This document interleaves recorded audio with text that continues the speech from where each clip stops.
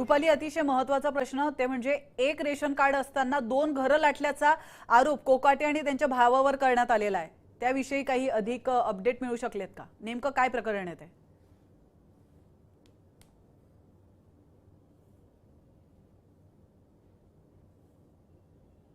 आणि असं असताना त्यांनी आपली राजकीय ताकद वापरून अशा पद्धतीने घरं लाटल्याचा त्यांच्यावरती आरोप केला गेलेला होता। आपण पाहतो की जेव्हा माणिकराव कोकाटे यांना हे जे घर मिळालं होतं त्याच्यानंतर आपण पाहतो की त्यांनी कागदपत्रांमध्ये काही फेरफार केलेली आहे।